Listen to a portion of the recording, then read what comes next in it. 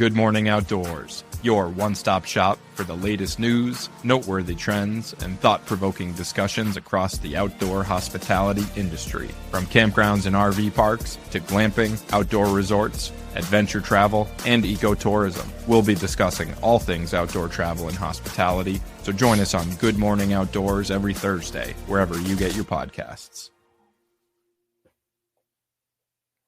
Good morning. Hey, Alex. Good morning. How are you? You know, I'm doing great. It's man, the rain has not stopped, at least here in the Midwest, but starting to feel like summer a little bit. We got through Memorial Day. We're like finally deep into the camping season. I always feel that way when we get to June. So couldn't be more excited about this summer. Love it. It's been hot here. I guess we probably have some rain coming our way. Yeah, it was like almost 90 degrees yesterday. What is it now? It's getting into that 80s territory already. So that's it. It's the camping weather, man. Yeah. That's what people like to see, and great weather to get outdoors a little bit. Sure is. And Matt, I know, speaking of your property, Covered Bridge in the Catskills, we've talked, in bits and pieces about this property over the several weeks in which we've done Good Morning Outdoors. But maybe we give you a little bit of time here just to give some updates on some projects that are happening there, some things that are really developing, and really just kind of give you a chance to lay out some partners who have been engaged and just what the next path really looks like for this property. So I'll give the floor to you just to start on this before we dive into the news today.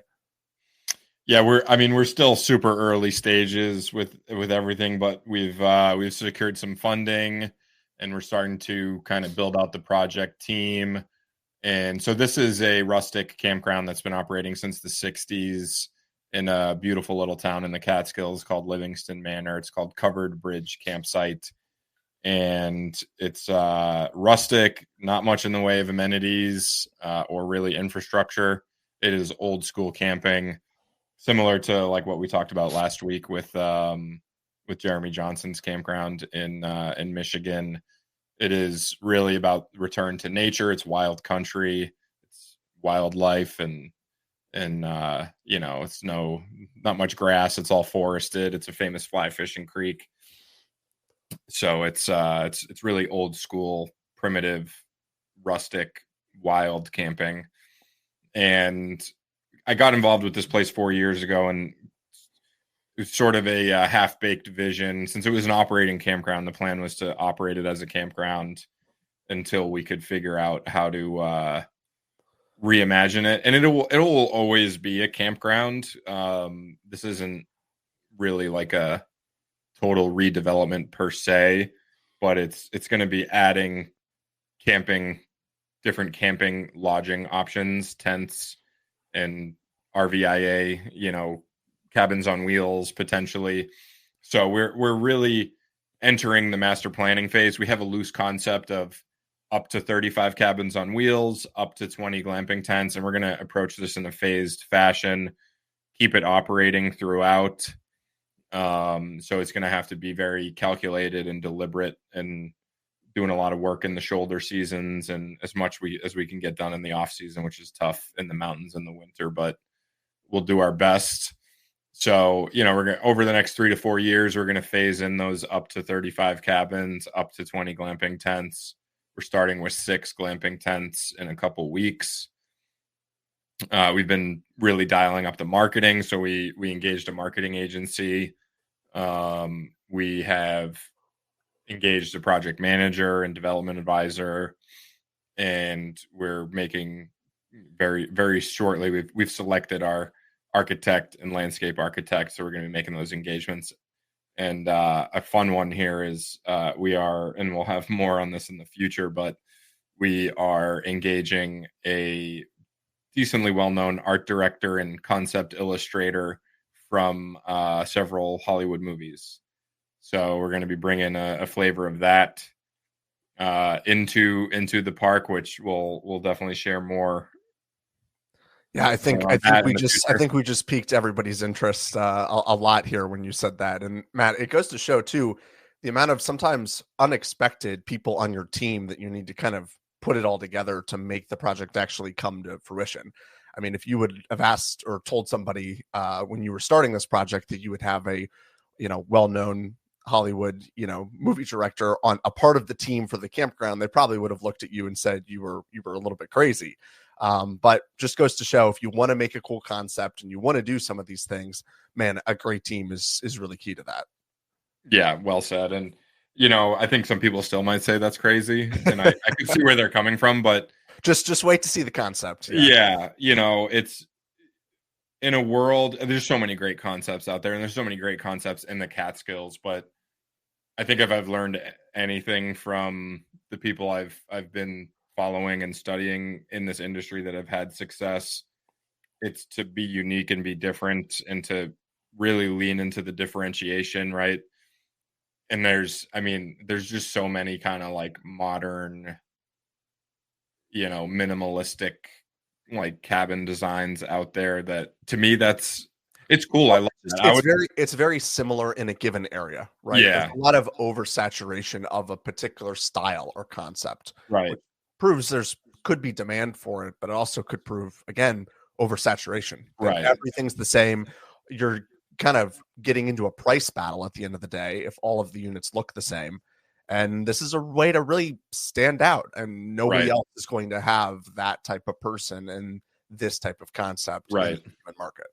Right. And we're also working to engage a cabin manufacturer to come up with some custom designs. To me, that's important, is to have cabins and designs that are unique and exclusive to the property. That being said, we're not going to go crazy with like the luxury, the cost. They're going to be very comfortable on the inside, but the star with our property is the natural environment.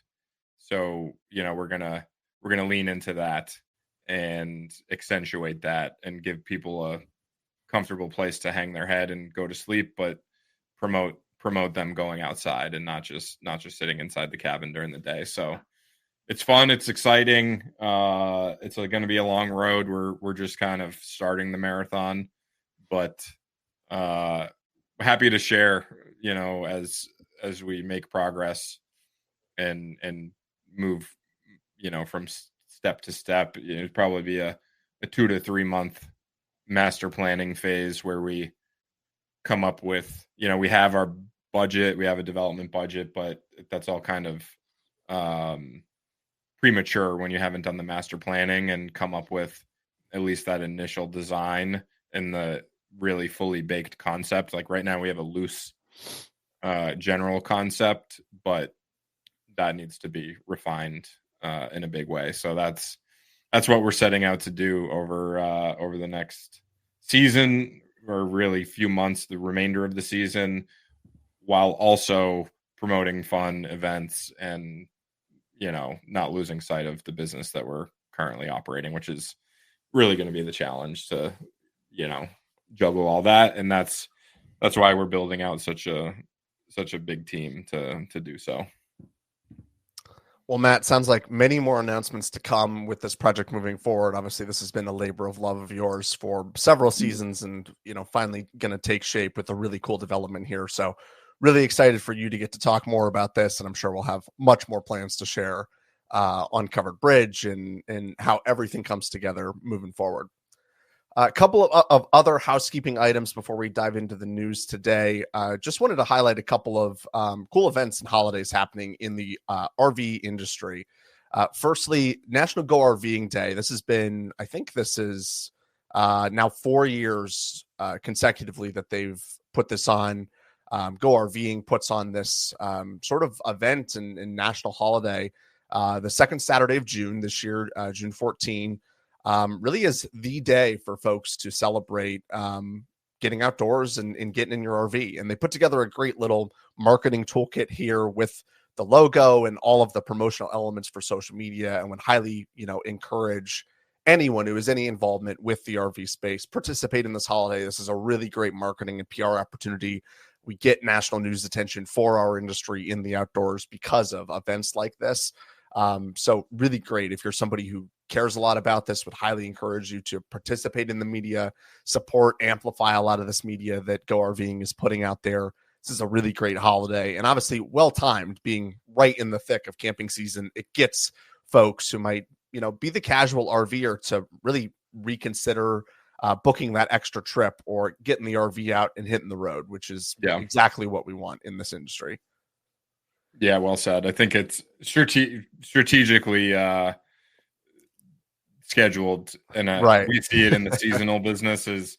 There's a huge rush to get in and open your seasonal site, or you're a transient camper that's been itching to get out for either early May or Memorial Day. And then there's kind of a lull until the 4th of July. So this is kind of right in between to everybody should be off of school by then, which is nice. It's just a very it's a good date. Whoever initially came up with the selection, they did a really nice job in picking this as National Go RVing Day. Yeah, it keeps some solid momentum from Memorial Day through July 4th. Exactly. And then speaking of the other event happening on more of the advocacy side of the RV industry, RVs Move America Week is also happening currently in Washington, D.C. This is an event that RVIA and the RV Dealer Association and really all of the advocacy organizations for the RV industry put on in DC. It's always been kind of the week of lobbying and having the meetings with the people who really are supporters of the RV industry, or lobbying people for support for the industry. I was really happy to see Jason Smith, chair of the House Ways and Means Committee, decided to participate in these and host a fireside chat with folks in the RV industry.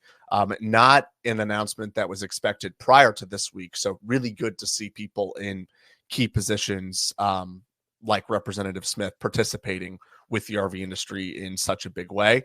And I think, Matt, this is also well timed with everything kind of going on right now, budgetary and otherwise, happening in Washington, D.C. Again, RV Move America Week is usually always around this kind of same time every year. And this is just, with all of the things happening with the current administration, I think it's well timed for them to be in Washington and put their voice into the equation as well. Well said. And most people will remember, if you remember anything from RVs Move America Week from years past, that kind of famous photo of like Mike Pence in a motorhome on the White House lawn. Yeah, that's a kind of a hallmark of an event like this, and really cool to see a lot of units from manufacturers like Thor, Winnebago, Forest River making their way to Washington, D.C. You get some great photos. I think both President Trump and Vice President Pence have both been in RVs in Washington before. So just a really cool event and a really great advocacy week for our industry. So wanted to highlight that and the great work that RVIA does in Washington every year. With that, Matt, I think let's dive into some stories today. We're kind of going to stay on the kind of Washington, D.C. side of things with our first one. This is, again, kind of a theme, as we've said we'd be talking about it a lot. We're back talking about it again. News story this week came out in Woodall's talking about the proposed budget under the Trump administration, cutting around 5,500 National Park Service workers in the 2026 budget proposal.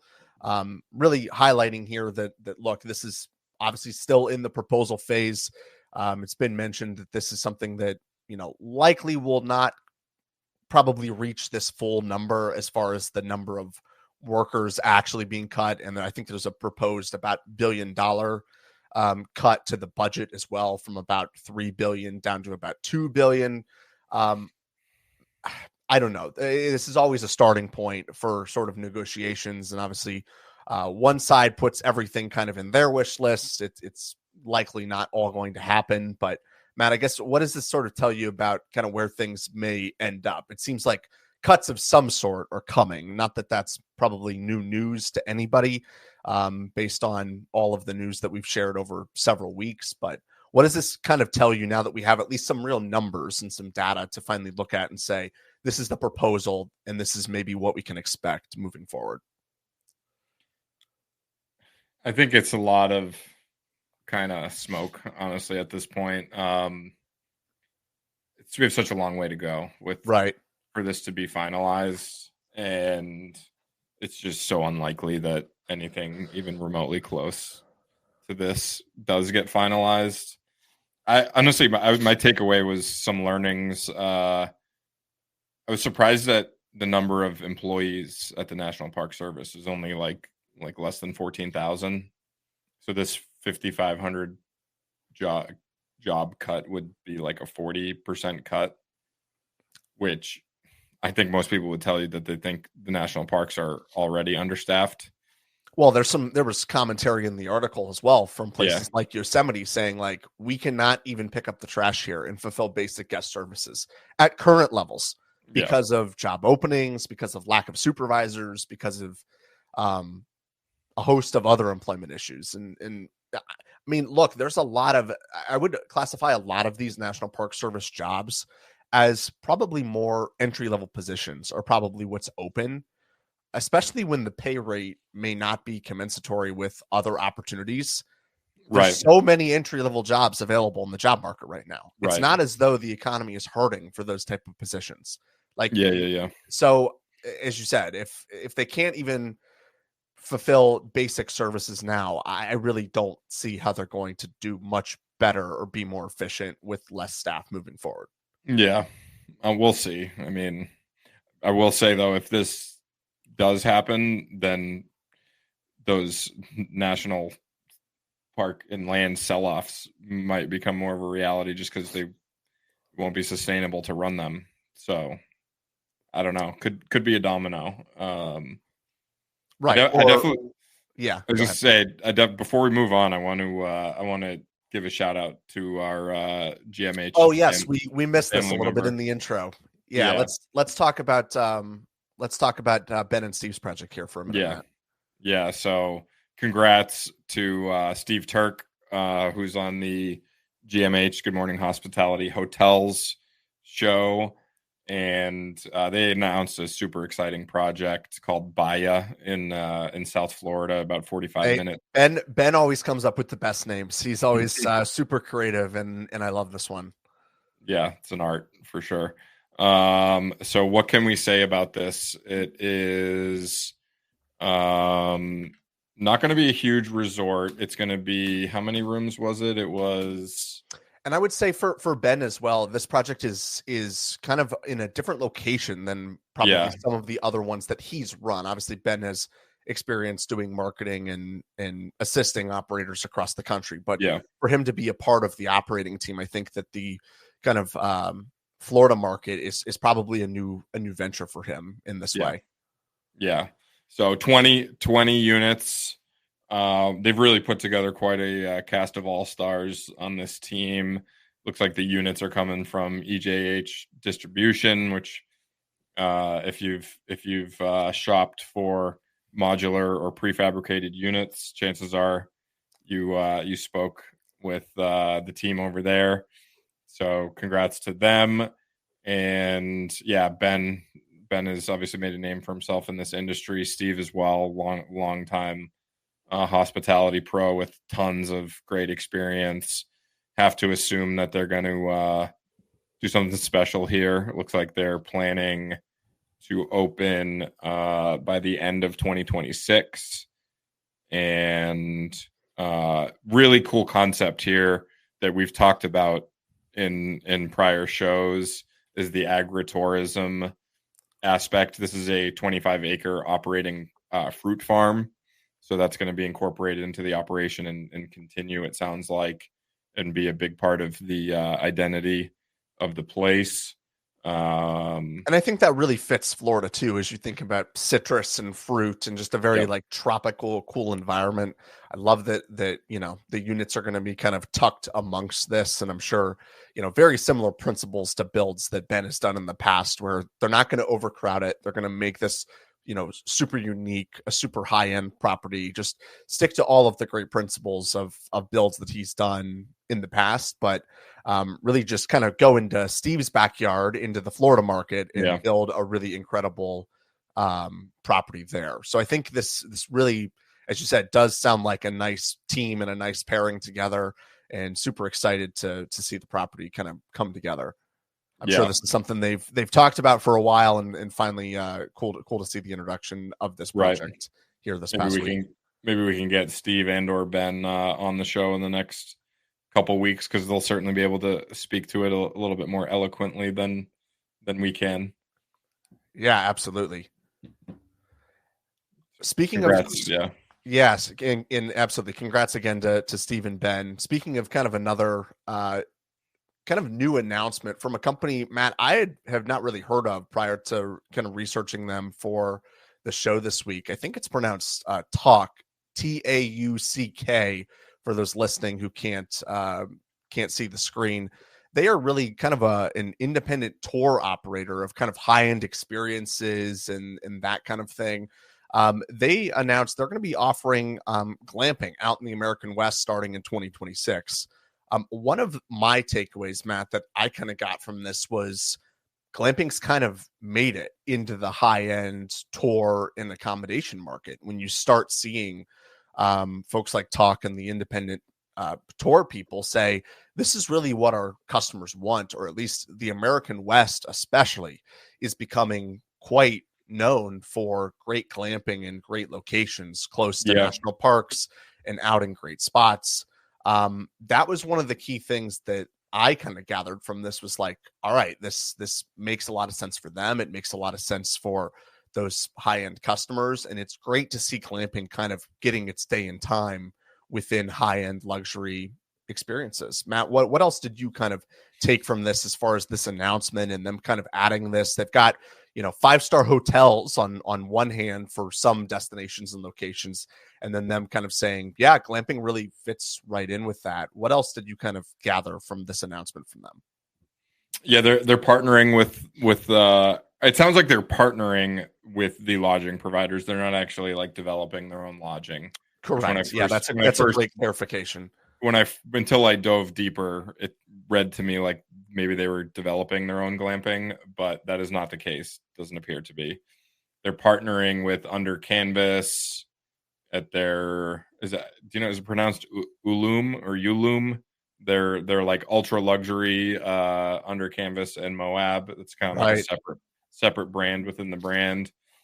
So they're partnering with different operators. I found it interesting in that, like, as an operator myself, always seeking out these tour operators, and this sounds like maybe this came from the tour operator first, and the tour operator was seeking out a lodging partner. Who knows? We don't have the insider knowledge, but to me that was interesting, in that maybe there is kind of an evolution of the market here, in that there's a lot of buzz around glamping and outdoor lodging, that one of these really reputable tour providers decided, I need to create itineraries around these amazing locations. So it shows that, right, conventional wisdom says build and develop the location around the demand, but this may show us a little bit of the developing an awesome location, creating the demand, and bringing on partners. So maybe a little bit of a two-way street being developed in our market, which is awesome. Yeah, and I think exactly. I think it's well said, and I think finally kind of seeing the demand come to fruition. We kind of have talked about, when is kind of glamping going to get its golden moment. At least it's been kind of proposed or discussed a lot in our industry. And I think if more providers like Tauck and others kind of make more of a statement with doing things like this, I think that ultimately will cement glamping right alongside traditional hospitality. And it's kind of finally rising up the ranks as something that consumers are looking for, and going to people and really saying, this is what I want to do. This is the type of outdoor experience I'm looking for. I think that's just a really great thing for our industry overall. And circling back to sort of another project, Matt, that we talked about, I think this was last week or the week before. Man, it's a couple weeks ago, I think. Hard to keep all these weeks straight in my mind. But we talked about the Wilds property for folks who caught us a couple of episodes ago.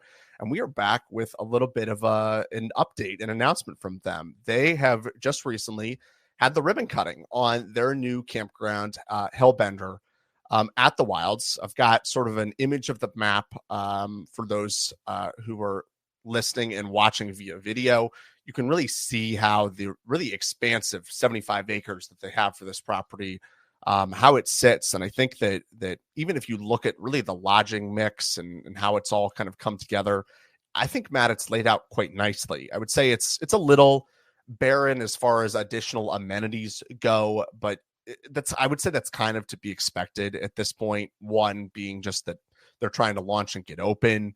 I was really kind of hoping and expecting for more of that sort of safari animal experiential part of this, and kind of hoping that would come to more of a fruition actually in the campground itself, rather than kind of being this 1-2 punch of having the campground and then also having the just the Wilds property where they have the animal sanctuary and do the animal care and that kind of thing. It's got a basketball court, pickleball. Like there is some great amenities on this property as it sits currently.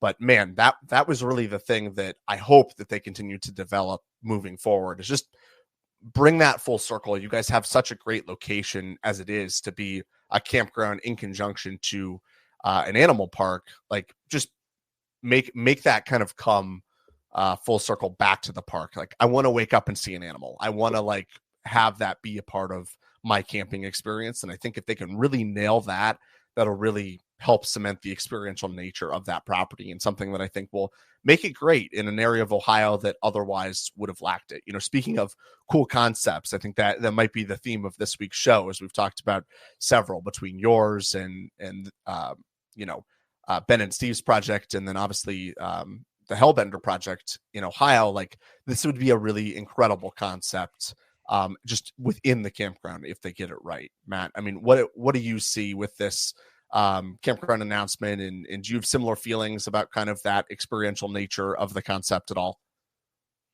Yeah, I think they have such an awesome experience that this is right next door. It's not, there isn't anything directly incorporated into the campground, but I assume, there's going to be more guests that are booking the experience plus some camping than not. So I like, they have the basketball court, pickleball, sand volleyball courts, definitely a focus on sports and active recreation, which is great. Right. I like the layout. It's not an RV parking lot. It is a I think a well-designed, you've got, I was kind of I love this concept of like, if you look at like sites 2, 4, 6, 8, the ones that are loops, I'm a big fan of that design. It gives you all the benefits of a pull through, but it gives you privacy. Exactly. So I think it's really smart. You can't cram the sites in doing that, but obviously that's not what they were setting out to do here. So right, I think it's only about 73 odd sites that they launched with, about 47 full service RV sites, which in a campground, that's we'd consider that small at 47, and then 26 of those being primitive tent sites. So yeah, I definitely do not think they overbuilt at all. I think that was very smart, as you said, really keeping the outdoor nature of the property, I think was really smart. If they were come in there and made it a parking lot and jammed in as many as they could, that wouldn't have been the experience I think that they were going for. So as you said, really, really nice to see that they kept things like the hiking trails and trying to get people outdoors and active. Like, that's the type of experience that they really needed to deliver with that property. Yeah. I'm gonna have to plan a trip out there with my my rooftop tent. Hey, there we go. Love it. Our next story, we're going to talk a little bit about the Family RV Association. We've talked a little bit about, Matt, several kind of RV clubs and groups. I think we've mentioned Escapees at some point on the show, but there are several, really great, well-known RV travel clubs that really all work in a very similar vein. It's essentially a membership model where RVers pay money. It's usually a yearly fee of some kind to be a part of the group for a set number of benefits that you can derive from being a part of that membership. The Family RV Association has around, I think it's a little bit over 100,000 members in total. And they recently announced a partnership with RV Overnights, which has some really interesting and unique accommodations, farms, wineries, breweries, that sort of thing. Matt, what I really kind of drew from this, I saw this sort of press release and announcement in Woodall's, and I kind of immediately thought of Harvest Toast and Escapees in a very, very similar kind of arrangement. Obviously, we know Joel Holland well, and Harvest Toast actually owns Escapees outright. Sure. But Harvest Toast provides much of the same type of booking experience as RV Overnights, and obviously Escapees and the FMCA, also being RV clubs, operate very similarly. So I think it's really interesting and probably smartly positioned that they would kind of cement a partnership of their own, being that if Escapees has all of this additional benefit from being part of the Harvest Host network, the Family RV Association probably needed something similar to keep pace, not lose membership. And that may be a little bit of where this announcement's coming from. Matt, did you draw kind of a similar conclusion of kind of seeing this kind of form, or what did you make of this kind of announcement? It's interesting in that, I think it's a move to, a strategic move to I think they're newer to the market. They're younger than Harvest Hosts, so they're trying to compete and keep up. But I think it's great. I mean, it's something I'm a member. I'm a Harvest Host member, and now I'm gonna have to go look at this to see. And honestly, I've been looking at it for like local stays, right? Like I've got a couple really cool breweries that are within a half-hour drive that if I go have a couple beers, I'm not going to want to drive home. So I'm like, okay. Right. The struggle though is that they are so all geared towards RVs, and I'm not an RVer anymore. I'm a tenter. So I'm like trying to like figure out, am I even welcome as a rooftop tenter? I think in a lot of cases, no, because they're not providing bathroom facilities. So it's interesting. Like, Harvest Hosts bought Boondockers Welcome as well, right? Correct. Yep. So maybe that's going to be more my speed. But again, probably not all of them, because the idea is that you're bringing an RV that has a bathroom. So I'm excited to dig in here. I'm gonna sign up for a membership and see how it goes. I mean, it is very obviously marketed towards RVers. I'm excited to see how they differentiate themselves from a Harvest Hosts, right? I don't think there are any other really players in this market, are there? Not as consolidated as this. I mean, even I'm not quite sure of what the inventory count is for RV Overnights, like how many properties they actually have listed on the platform. They list kind of about 14 different kind of host categories, from the things like farms, wineries, barbecue spots, breweries. Like there's a lot of different options. And I think that also speaks to the fact that a lot of people that are in RV clubs like the FRVA are looking for other options apart from the traditional camping options. Like members want more of these unique, cool experiences at different places that they haven't been in the past. And I think whether they use these type of spots often or infrequently, as a lot of people do, kind of in between spots on their journey, right? They're doing that big cross-country trip that they planned their whole life, and you're using a place like RV Overnights or Harvest Host to sort of supplement the journey. I think it's a great, part of the RV journey for a lot of people now.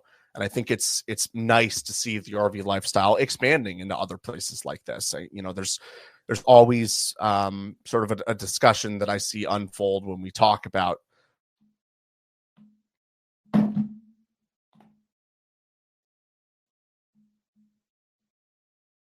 our site nights away from campgrounds, and whether it's something that is really eating into the camping inventory. And I would say, like, no, most people are not staying with no bathroom hookup at any of these other places, like a winery, like a brewery, like whatever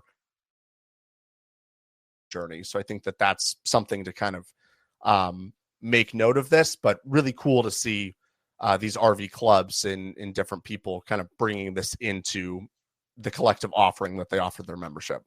Yeah, I think it's a great evolution of kind of the industry and the market, right? We don't have a ton of supply of RV parks. There's a lot of RVers. There's way more RVs than RV sites in general.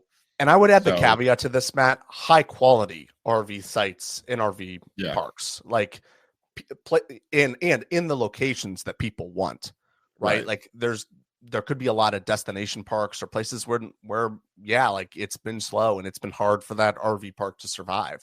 And there are other spots, as we've highlighted continuously, near national parks or along the highways and journeys to other places where RV park inventory is really low or nothing. And places like RV Overnights or Hover's Host really help fill that gap. Yeah, they really do. And we just kind of talked about sort of the non-traditional side of the RV industry. We're kind of going to switch back and go to the namesake, the traditional RV park player here for our next story. Of course, being KOA and Campgrounds of America. They announced this week their system called K2. It's their own kind of in-house built reservation platform that they announced add-ons and really a bolster to ancillary revenue. Which, kind of for starters, Matt, to start our discussion on this story, kind of surprised that KOA didn't already have this in place, honestly. Obviously ancillary revenue is a big part of the campground business and has been in place since camping existed. Buying an extra, bundle of firewood or filling up your propane, getting ice, like the most basic travel conveniences have always been a part of the camping experience. But I was surprised to hear that KOA did not really allow these add-ons to get really purchased and redeemed prior to arrival or at the time of check-in. And that was something that, they highlighted a couple numbers in this story on how it's driving revenue, but honestly was a little bit surprised that they hadn't offered this sooner. So I don't want to offend anyone here, but I think it's a function of how the franchise agreement works in that. And it also, this was something that was very eye-opening to me early on looking at KOAs that were for sale. I would see that some of them were more convenience stores plus a campground, where over 50% of the gross revenue came from those ancillary revenue streams, primarily the store or, food and beverage, or like, I don't know, some of them sell beer or whatever. And that's because the franchise royalties only apply to the site revenue. So indirectly, some KOA franchisee operators probably evidently take that as incentivization to go ahead and maximize the revenue that does not have royalties on it. So, I think this was probably, I think it's a good faith move by KOA, the franchisor, to give their franchisees a more immediate boost and like more streamlined tech-enabled way to drive that revenue right from the get-go. So I think it's good. It makes a lot of sense. I understand probably why it wasn't, I'm not saying they were avoiding it by any means, but why it perhaps was not on the top of their priority list. With 500 campgrounds and hundreds of franchisees to work with and try to appease and make happy. You've certainly got a laundry list of to-dos, and they finally got around to this one. So that's great. Yeah, absolutely. And obviously I think, this ancillary revenue component, KOA or not, and not having a, royalty or franchise fee kind of attached to it. This to me has been the thing that has gotten a lot of sort of attention recently, because I think it is the part that the operator can control more than you might be able to control other things, right? And I think we've seen that just getting people into the property at even a lower ADR or a lower rate than you might otherwise have planned for or would want, allows you to still drive ancillary revenue on the back end if you do it right, and you have things like this sort of automatic deployment and letting the customer make that decision when they book, right? Have them prepay for that firewood, have them, get the s'mores kit or the pre-purchase food and other things that are available. Like capturing them at the point of purchase, I think has become, far more important than, let's say, it was even 5 or 10 years ago. And nice to see KOA continuing to kind of lead in this regard. Other reservation systems in the market have obviously had this feature for a while, but really nice to see them provide it for their franchisees and for the camping consumer too. I think just collectively as an industry, if we get the camping and outdoor consumer used to purchasing their ancillary revenue items in advance and at the time of purchase, I think that helps all campgrounds, because it means our campers are spending more at our properties, they're spending more in our communities, and ultimately that's just better for our industry as a whole. So really, really cool to see KOA kind of dive into ancillary revenue in that way.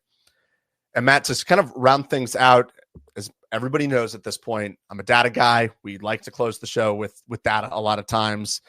This one was really interesting, though, to me this week. I included the June 2025 RV Science quarterly forecast from RVIA, really talking about 2025 wholesale shipments. We've talked through some of these numbers as we've kind of gone month by month to start the beginning of the year. We're obviously now, solidly into quarter two, into June, into the thick of the year, obviously halfway through the year as it stands. And Craig Kirby had some commentary along with some data in this forecast where they actually they revised down the numbers that they were initially kind of forecasting for this year. Really kind of just having a slight increase of about 1% from 2024 wholesale shipments to 2025. And I think Craig Kirby cited a few reasons as to why, highlighting the tariffs, a little bit of softening kind of consumer demand because of that, people not wanting to maybe take on new debt or, for the purchase of an RV or things like that. Really, really interesting as far as just consumer spending, borrowing costs, tariffs were really what he cited in this to kind of revise things down. Matt, does this kind of give you any pause? Do you think that this was, I would honestly say this is probably the right move to kind of do this now rather than like having a sort of high forecast? We get to the end of the year, everybody's super disappointed, especially if the tariffs do remain and kind of continue. To me, this is a little bit of RVIA kind of saving face and kind of saying, yeah, like we're just going to revise down. And that way, if like we do beat it or tariffs like do go away, we can claim that it was, we beat the forecast and it was a better year.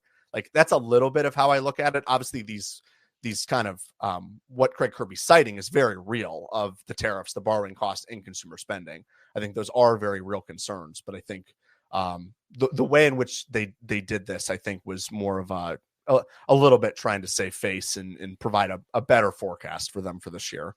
What do you say about this, Matt? So I think the term you're looking for is sandbagging.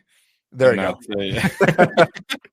And I have a few old sales managers that I became very familiar with that term during our sales pipeline meetings, where maybe a salesperson was making a deal sound like it was harder to close than it really was, or that it wasn't as far along as it was, so that you're setting expectations lower during your forecast, and then you're setting yourself up to exceed expectations, which I think there could be some of that. I mean, I do think there is real kind of apprehension and uncertainty. Right. I think the concerns are real. They probably should have been more conservative with the forecast to begin with, but obviously RVIA is, in the business of trying to show great numbers and a booming industry to, continue to fight for the industry. So right. I understand there's a game. Obviously, they're in the business of lobbying and trying to put out this data to instill confidence in our industry. But that they should have been more conservative, in my view. And something I'm always reminding myself here when I'm reading this data is the distinction between wholesale shipments and retail shipments and sales, because I'd love to get, if there's any RV dealers out there listening, come on the show. We'd love to interview you and get an understanding for this business. Or even we'll have to see if Phil and Grazia can come on and do that'd be awesome with us. That'd be great. One of my favorite follows on X or Twitter is Car Dealership Guy, and he just gives really good insight and a peek behind the curtain into the car dealership world.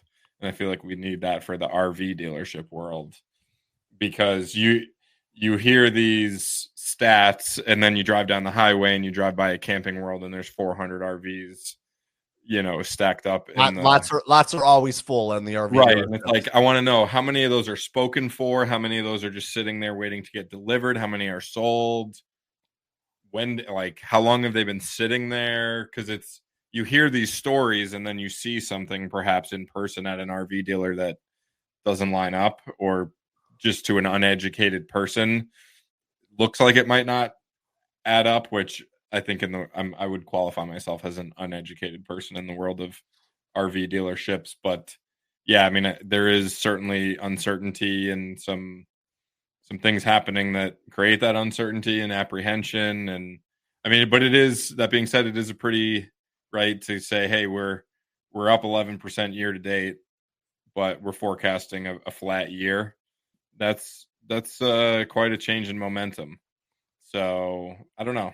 Right. And I would add as well, a problem that, dealers have been experiencing over the last several years is just not having the right inventory. Talked a lot about the discounts of, being, now that it's 2025, 2024, 2023 model units that, just like you do at a car dealership or like there is the wrong inventory on lots a lot of times. And obviously with this data, we're talking about new units being produced in 2025 that are going to be wholesale shipped to the RV dealers themselves. So this is, I think, more numbers as it relates to kind of what the manufacturers are seeing as far as their ability to produce, to sell to dealers. And then, the dealers then not buying on the back end, really saying, look, we don't think we're going to be able to sell on the retail market, with the same pace and timing as we might have otherwise thought we would have from the beginning of the year. So really, as you said, really interesting to see the momentum switch. I thought this was definitely a piece of data that is sort of interesting to keep a watch on. And obviously, as us in the lodging side of the camping and outdoor space will continue to keep tabs on how consumer booking behavior is looking. If consumers are continuing to camp, upgrade their units, it's always a conversation this time of year as to what's actually going to happen, both in the wholesale market and then ultimately in the retail and consumer travel markets as well. Nice. And Matt, this is a record time for us going on 50 minutes here. I know we if this is not the show, if you don't want to hear us talk and ramble on things, I would say we're probably the longest segment out of our rotation here at GMH. But as a reminder, make sure to catch the other shows happening at Good Morning Hospitality. I know a couple days ago, I think on Monday, there was a great episode talking about Vrbo, Expedia, Hyatt's new brand, Wander from the team here. So definitely check that out if you missed that. Really great. If you really want to get a look at the traditional hospitality market, they've got the best show around to keep you informed with all of that great news. And if you want to join our community here at GMO, we've got a link here on the screen, our goodmorningoutdoors.card with 2 R's.co. And it'll also be linked in the show notes if you'd like to join our community to get really updates, announcements, Matt, as we continue to announce more things. We're really going to use the audience and community here as really a launching point if you want to get connected with everything that we've got within the outdoor industry, this is the place you've got to go to sign up. It's free. We'd love for you to join it and be a part of us. We'll have some new announcements hopefully coming out soon over the next several weeks and months, and really appreciate everybody for listening and tuning in today and giving us your Thursday morning. Matt, anything else before we wrap up? That's it. All right. Thanks, everyone. Hope you have a great week, and we will see you back here next Thursday for another great show here on GMO.